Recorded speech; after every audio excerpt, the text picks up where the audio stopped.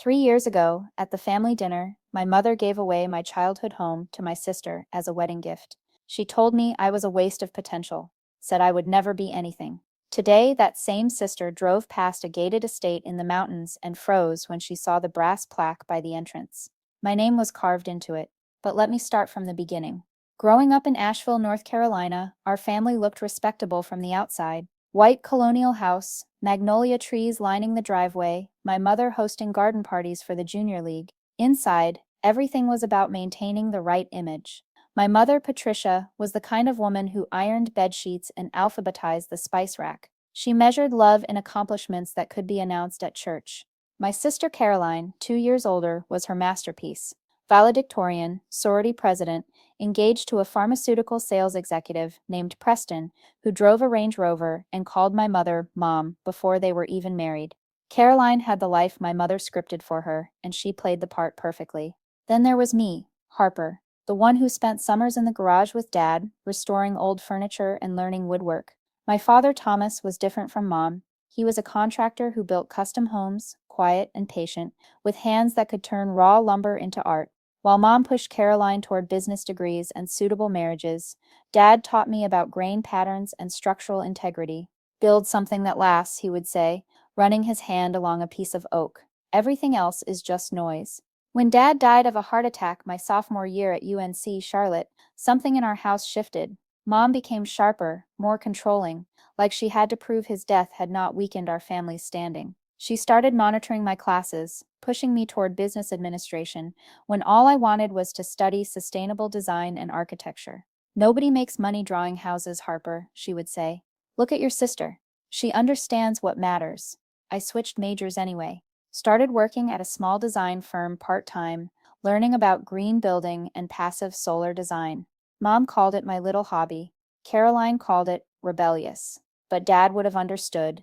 I kept his old drafting table in my apartment, drew floor plans late at night when I could not sleep. The engagement dinner happened in October. Caroline and Preston had been dating 3 years, and Mom threw them a celebration that cost more than some people's weddings. 60 guests, catered by the best restaurant in town, fresh flowers on every surface. I wore a simple black dress and tried to disappear into the background, but Mom had other plans. Halfway through dinner, she stood up, tapping her wine glass with her wedding ring. The room went quiet. Caroline sat there glowing, Preston's arm around her shoulders. I want to make an announcement, Mom said, her voice carrying across the room.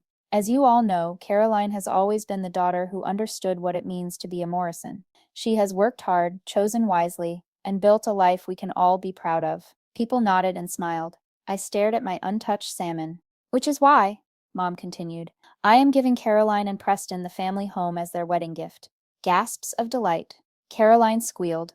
The house, our house, where Dad had built custom shelves for my books, where he had taught me to use a level in the backyard, was worth $800,000. And as for Harper, Mom's voice shifted, colder now. Well, Harper has chosen her own path, a path of uncertainty, of impractical dreams. She has shown me she does not value what this family built. The room was silent. 60 pairs of eyes on me. Harper, she said directly to me now, you are 25 years old with nothing to show for it, no real career, no relationship, no future I can be proud of. You are wasting your potential, and frankly, I am done pretending otherwise. My throat closed. Tears burned behind my eyes. But I would not let them fall, not here. Caroline laughed nervously. Mom, maybe this is not the time. It is exactly the time. Mom cut her off. Harper needs to hear this. She needs to understand that in this family we reward success, not failure. I stood up slowly, placed my napkin on the table. Every movement felt underwater. Where are you going? Mom asked. Away, I said quietly. If you leave now, do not bother coming back, she said. I will not support someone who refuses to grow up. I looked at her then. Really looked at her. This woman who had given birth to me, but never really seen me. I never asked for your support, I said. I just wanted your love. I walked out to the sound of silence. No one stopped me, not even Caroline.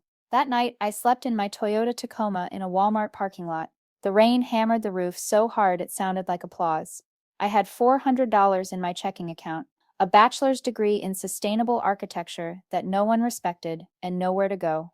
By morning, I drove west toward the mountains, Found a small cabin for rent outside Boone, 500 a month, no questions asked. The landlord was an old woman named Ruth, who took one look at me and said, "Running from something or toward something?" "Both," I told her.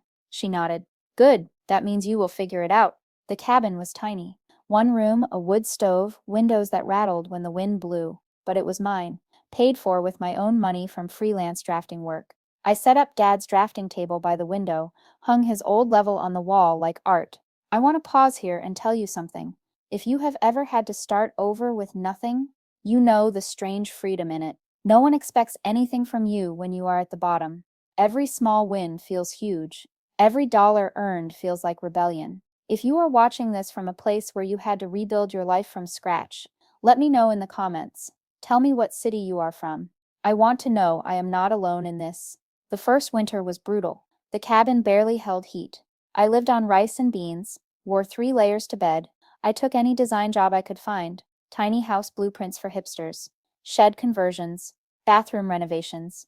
Nothing fancy, but each project taught me something. Then I met Vera. Vera Chen owned a sustainable building company called Blue Ridge Ecological Design. She was at a coffee shop in Boone when she overheard me talking to a client about passive solar orientation. She waited until I finished, then approached my table. "You know what you are talking about," she said.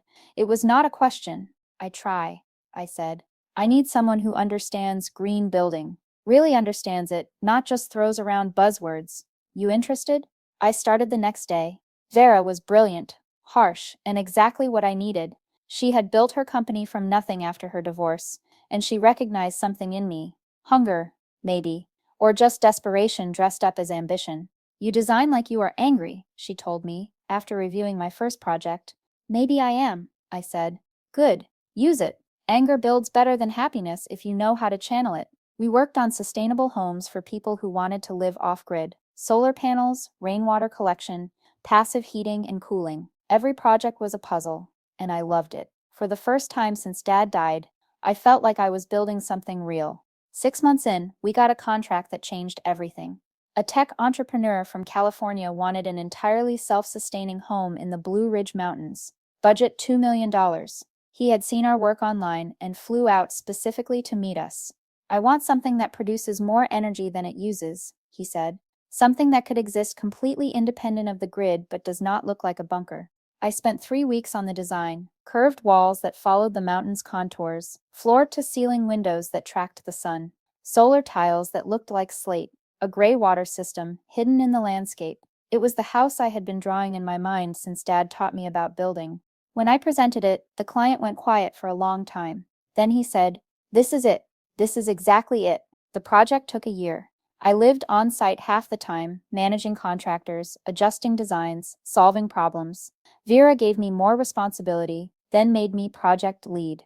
When it was finished, Architectural Digest wanted to feature it. "We need to credit a lead designer," the journalist said. Vera looked at me. "That would be Harper Morrison." Seeing my name in print next to that house felt like proof of something I could not quite name. Not success exactly, but existence. Evidence that I was more than what my mother had said that night. The article went viral in sustainable architecture circles. Suddenly, people were calling, real clients with real budgets. Vera made me a partner in the company. We hired 2 more designers. I moved out of the cabin and bought a piece of land, just 2 acres, with a mountain view. I designed my own house slowly, carefully, every decision deliberate. Timber frame construction, using beetle kill pine, triple pane windows positioned for cross ventilation. A solar array that could power 3 homes. I did much of the work myself, the way Dad taught me. Every nail felt like a small rebellion against my mother's voice, waste of potential. 2 years into building, I met someone. Marcus was a civil engineer working on a nearby project. He found me arguing with a contractor about foundation specifications and jumped in to mediate. We had coffee, then dinner, then breakfast. He understood work that mattered more than money. He had his own family who did not quite get him. "You are building something beautiful," he said one evening, looking at my house frame against the sunset. "It is just a house," I said. "No," he said. "It is proof." "Of what?" "That you were never what they said you were." The house was finished this past spring. 1.4 million in construction costs, worth nearly double that now. Every detail exactly as I had imagined. The kitchen where I could watch sunrise through the mountains. The office with Dad's drafting table, now restored. The workshop where I still built furniture when I needed to think. I registered the property under my company, Blue Ridge Ecological, had a brass plaque made for the gate with my name and the company logo. It was not about showing off, it was about marking something as mine, built with my own hands and mind. Let me tell you something about success when it comes after being called a failure. It does not feel like winning. It feels like breathing after being underwater. You do not want revenge exactly. You just want to exist without defending your right to exist. If you know that feeling, if you are still watching this, hit the like button. Stories like ours need to be told. The call came on a Thursday. Unknown number, North Carolina area code. I almost did not answer. Harper? Caroline's voice, but different. Smaller. Hi, I said. Mom and I were driving through the mountains, looking at venues for the anniversary party. She paused. We saw the article about the house. Your house. I said nothing. Mom wants to talk to you. No, I said. She is different now. Dad's company went under. Not Dad, Preston. My Preston. The pharmaceutical company got sued. We lost everything. The house. Everything. I should have felt something. Vindication, maybe? But I just felt tired. I am sorry that happened, I said. We drove by your place. The gates? The plaque? Mom nearly drove off the road when she saw your name. Caroline.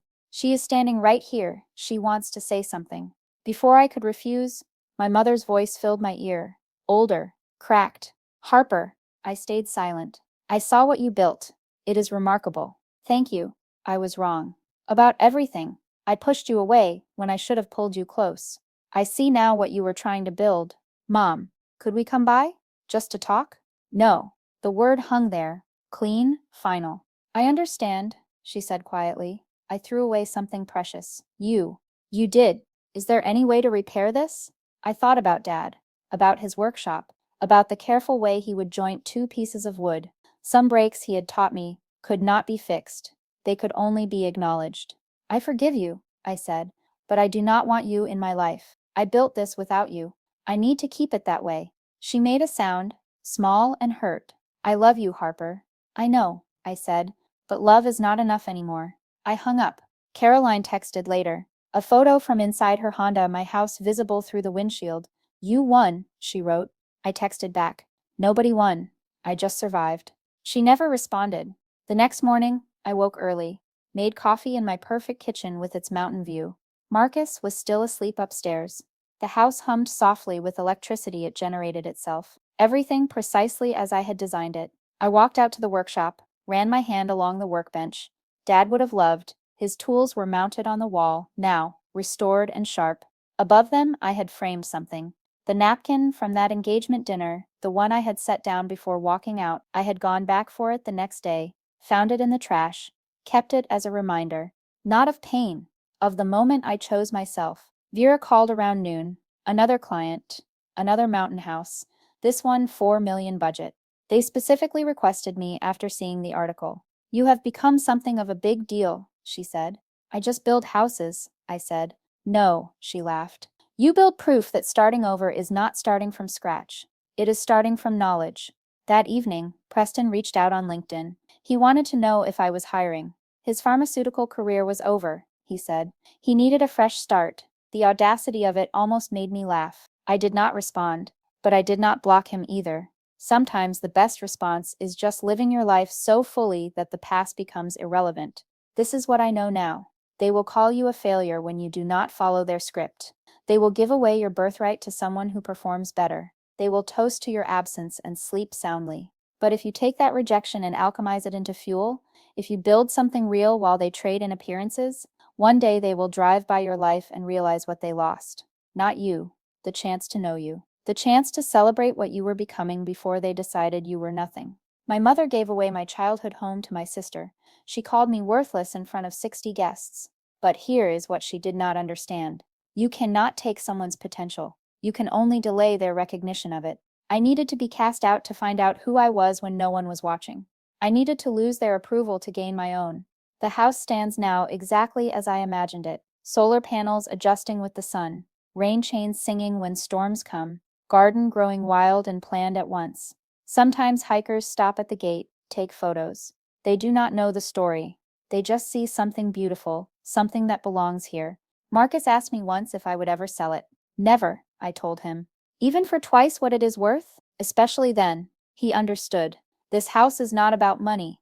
It is about the girl whose mother said she would never be anything. It is proof that sometimes the best revenge is not revenge at all. It is just building something undeniable and living inside it. If you made it this far, you understand what I am talking about. The long game, the slow build, the moment when everyone who doubted you has to face the evidence of their wrong assessment. Not because you rubbed it in their faces, but because excellence does not need announcement. It just needs to exist. Subscribe if you want more stories about women who rebuilt themselves from demolition. Comment below with your own story of starting over. Tell me what you built from the ashes of what they burned.